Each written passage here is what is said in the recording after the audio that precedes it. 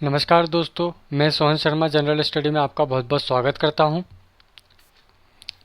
Static GK के इस part में मैं आपको भारत के स्वतंत्रता संघर्ष के बारे में बताऊंगा।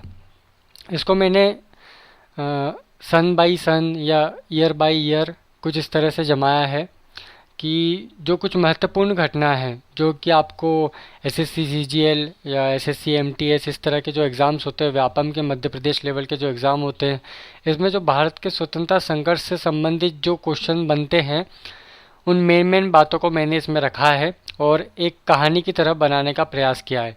तो इसमें ये मेरा पहला पार्ट है इसका। फिर इसका अगला पार्ट मैं बहुत जल्दी आपके सामने लाऊंगा। तो चलिए शुरू करते हैं। सबसे पहले हम महत्वपूर्ण घटनाओं में देखते हैं कि भारतीय राष्ट्रीय कांग्रेस का गठन कब हुआ। तो 1885 में इंडियन नेशनल कांग्रेस यानी कि भारतीय राष्ट्रीय कांग्रेस का गठन हुआ। मुंबई में इसका पहला अधिवेशन हुआ।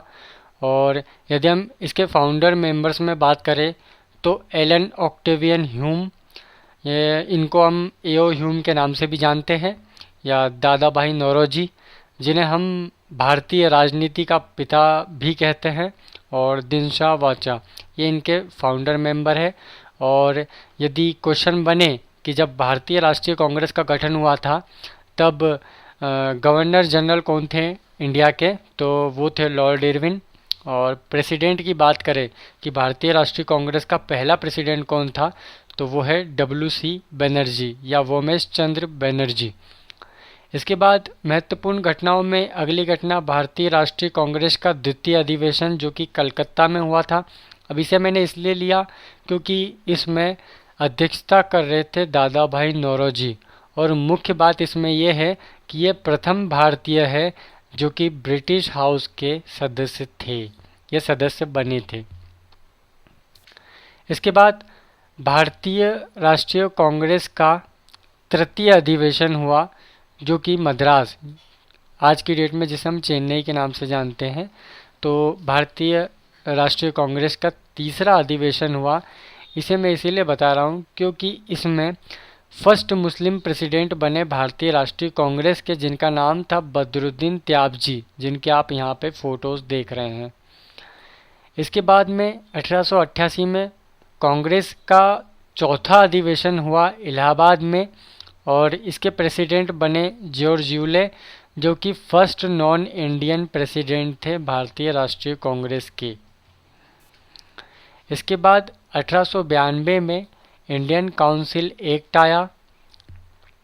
दोस्तों, यदि बात करें हम हमारे संविधान की, हमारे कॉन्स्टिट्यूशन की, तो हमारा कॉन्स्टिट्यूशन बोरोड कॉन्स्टिट्यूशन है, यानी कि इसमें कई बातें दूसरे देशों से ली गई है। जैसे कि हम फंडामेंटल ड्यूटीज़ की बात करें तो, या फंडामेंटल राइट्स की बात करें तो फंडामेंटल राइट्स हमारे रशिया से लिए हुए हैं, फंडामेंटल ड्यूटीज़ हमारी यूएसए से ली हुई है।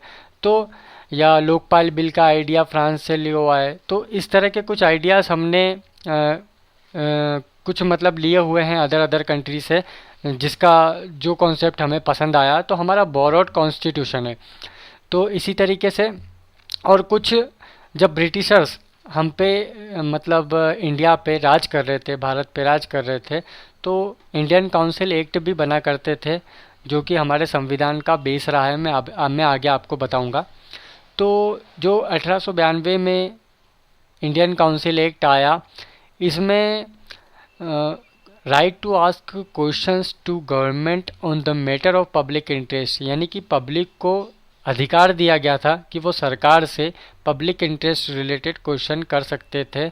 इस एक्ट के आने के पहले व्यक्ति को इतना भी अधिकार नहीं था, भारत के नागरिक को इतना भी अधिकार नहीं था कि वो अपनी ही सरकार से क्वेश्चन कर सकता है पब्लिक इंटरेस्ट रिलेटेड।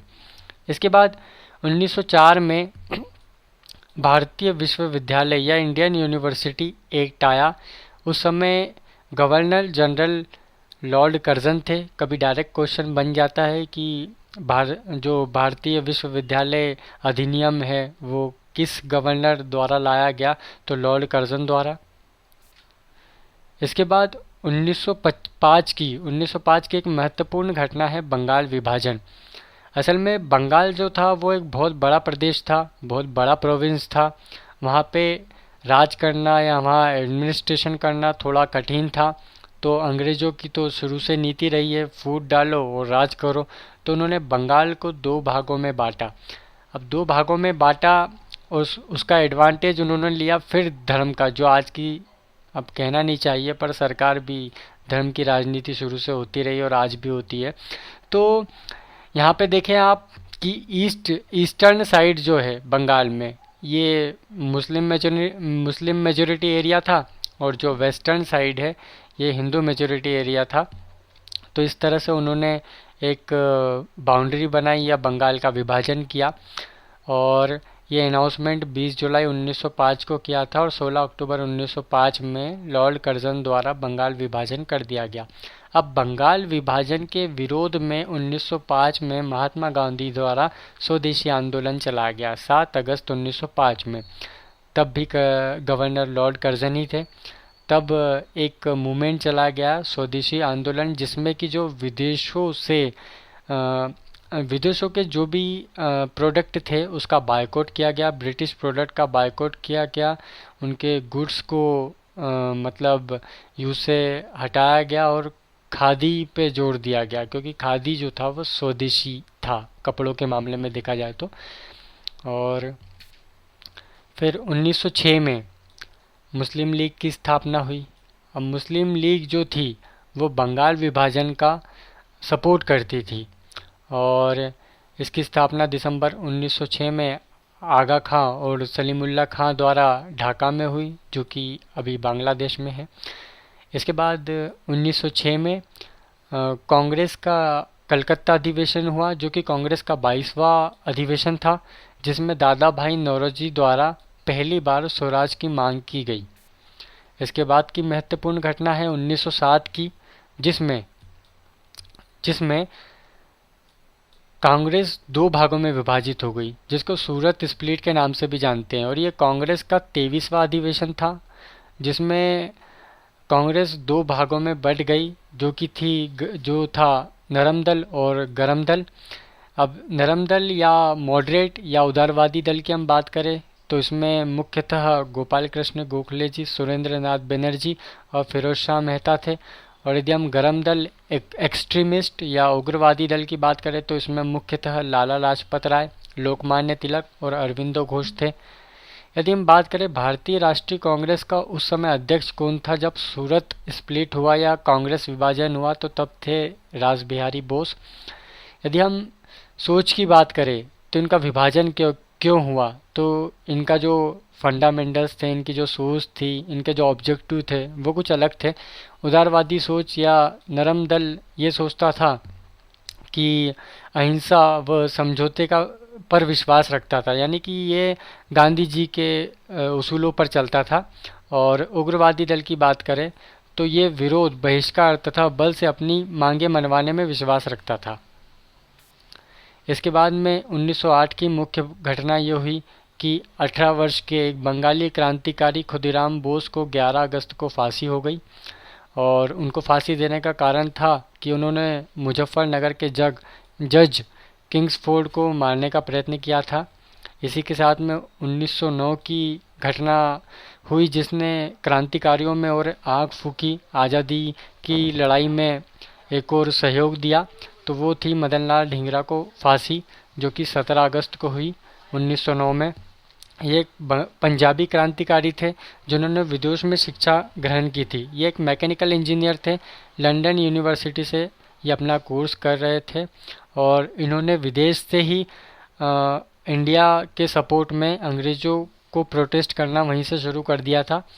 और इनको फांसी देने का कारण था कि इन्होंने विलियम कर्जन वाइली की गोली मारकर हत्या कर दी थी, जबकि मतलब मारने का उद्देश्य विलियम कर्जन वाइली को नहीं था।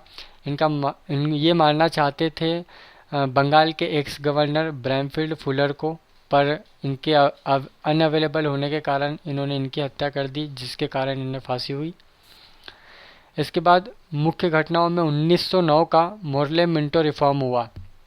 इसको जाना जाता है द इंडियन काउंसिल एक्ट 1909 या भारत सरकार अधिनियम 1909। हमारे इसमें कुछ अधिनियम बहुत इम्पोर्टेंट है। एग्ज़ाम पॉइंट ऑफ व्यू से देखें तो 1909 का भारत सरकार अधिनियम, उसके बाद 1919 का भारत सरकार अधिनियम मैं आपको आगे बताऊंगा। इसके बाद 1935 भारत सरकार अधिनियम या इंडियन काउंसिल एक्ट 1935। 1935 तो इतना मतलब महत्वपूर्ण है कि हमारा जो संविधान है इसकी लगभग 250 से अधिक धाराएं मतलब इससे ली गई है। ये हमारे संविधान का बेस है। तो इस एक्ट के तहत पहली बार मुस्लिम वर्ग को पृथक सांप्रदायिक निर्वाचन दिया गया, यानी कि मुस्लिम वर्ग अलग से चुनाव दे सकता है या पृथक निर्वाचन कर सकता है, और हिंदू और मुस्लिमों के लिए पृथक चुनाव हुए इस मोर्ले मिंटो रिफॉर्म के द्वारा। इसके बाद महत्वपूर्ण घटनाएं 1911 की बंगाल विभाजन जो था इसको रद्द कर दिया गया। बंगाल को वापस एक कर दिया गया, विभाजन को रद्द कर दिया गया। वो घटना है 12 दिसंबर 1911 की। अब इसके तहत क्या क्या हुआ देखते हैं हम। तो भारतीयों के भारी विरोध के कारण तो बंगाल विभाजन रद्द हो गया। दूसरा, विभाजन धर्म के नहीं बल्कि भाषाओं के आधार पर करने की सोच उस समय जागृत हुई कि हम धर्म के हिसाब से कंट्री को नहीं बांटेंगे, जबकि या प्रदेशों को नहीं बांटेंगे, हम भाषाओं के आधार पर बांटेंगे। और मुख्य घटना ये है कि इसके बाद में कलकत्ता से स्थानांतरित होकर राजधानी दिल्ली शिफ्ट हो गई, यानी कि जो अब इंडिया की कैपिटल है वो कलकत्ता से दिल्ली हो गई। और इसके फलस्वरूप बंगाल का जो पश्चिमी हिस्सा था उसे बिहार, और जो पूर्वी बिहार व उड़ीसा जो पश्चिमी हिस्सा था और जो पूर्वी हिस्सा था उसमें असम राज्य की स्थापना हुई। और मुख्य घटना में ये भी है कि 22 जून 1911 को सम्राट जॉर्ज पंचम की भारत यात्रा हुई। इसके बाद मुख्य घटनाओं में देखें तो 1913 में रविंद्रनाथ टैगोर को नोबेल पुरस्कार मिला, जो कि पहले भारतीय थे नोबेल पुरस्कार प्राप्त करने वाले, या यूं कहे ये पहले नॉन यूरोपियन व्यक्ति थे जिन्हें नोबेल पुरस्कार प्राप्त हुआ। इनको समटाइम्स बार्ड ऑफ बंगाल भी कहा जाता है। इन्होंने ही भारत का जो राष्ट्रगान है जन गण मन वो इन्होंने ही लिखा। जब साथ ही साथ बांग्लादेश का जो राष्ट्रगान है आमार सोनार बांग्ला वो भी रविन्द्रनाथ टैगोर द्वारा लिखा गया। और जो श्रीलंका का नेशनल एंथम है वो भी इन्हीं से इंस्पायर्ड होकर लिखा गया। इसके बाद 1914 में प्रथम विज्ञान अधिवेशन हुआ, कांग्रेस का प्रथम साइंस अधिवेशन हुआ। इसका यदि हम हेडक्वार्टर बात करें इस साइंस कांग्रेस के साइंस इसका हेडक्वार्टर तो ये है कोलकाता वेस्ट बंगाल में। और बस इसमें, और अभी यदि हम बात करें करंट अफेयर में तो अभी इसका रिसेंटली 104th अधिवेशन हुआ था गोवा में। तो इसमें ये देख सकते हैं हम कि इसका जो मेन ऑब्जेक्टिव था to advance and promote the cause of science in India. इसके बाद मुख्य घटनाओं में 1915 में गांधी जी दक्षिण अफ्रीका से वापस लौटे 9 जनवरी 1915 को, जिसे हम आज भी अप्रवासी भारतीय दिवस के रूप में मनाते हैं, और इन्हें साउथ अफ्रीका में लॉर्ड हार्डिंग्स द्वारा केसर हिंद की उपाधि दी गई। इसके बाद मुख्य घटना में 1915 में हिंदू महासभा का गठन हुआ हरिद्वार में 13 फरवरी 1915 को, और ये एक अम्ब्रेला ऑर्गेनाइजेशन था। अम्ब्रेला यानी कि नॉन प्रॉफिटेबल ऑर्गेनाइजेशन। इसके बाद 1916 में लखनऊ पैक्ट आया जिसमें कांग्रेस और मुस्लिम लीग में समझौता हुआ। मोहम्मद अली जिन्ना, जिनके आप यहाँ पे फ़ोटो देख रहे हैं, मोहम्मद अली जिन्ना, यही मतलब इस लखनऊ पैक्ट के मास्टरमाइंड और आर्किटेक्ट थे। सरोजिनी नायडू ने इन्हें एक टाइटल भी दिया था, the ambassador of Hindu Muslim unity. इस पैक्ट के फलस्वरूप ये भी हुआ कि जो गरम दल था या हॉट फैक्शन जिसका नेतृत्व बाल गंगाधर तिलक कर रहे थे, और जो नरम दल था सॉफ्ट फैक्शन या नरम दल जिसका नेतृत्व गोपाल कृष्ण गोखले कर रहे थे, इनमें भी आपस में एक रिलेशन एस्टेब्लिश हुआ, या एक प्रकार से इन्होंने ये जुड़ गए एक साथ भारत की आज़ादी के लिए। इसके बाद 1916 में होम रूल लीग की स्थापना हुई। तो इस कॉन्सेप्ट के तहत ये था, इस परिभाषाओं को छोड़ते हुए मैं आपको बता दूं कि होम रूल लीग में जो कुछ नेता जो थे वो ये चाहते थे कि हमको कुछ हद तक के स्वायत्तता दी जाए या ऑटोनॉमी दी जाए, ब्रिटिश सरकार के अंतर्गत ही एक ऑटोनॉमी दी जाए, मतलब पूर्ण आज़ादी नहीं दी जाए। पूर्ण आज़ादी के अलग से ये कुछ इस तरह का नियम लाया था, जिसको एनी बेसेंट द्वारा लाया गया था और उनका साथ दिया था बाल गंगाधर तिलक ने। तो ये जब एक्ट आया था, ये इसलिए लाया गया था क्योंकि जो गवर्नमेंट ऑफ इंडिया एक्ट 1909 था, is failed to satisfy demand of national leaders and world war one.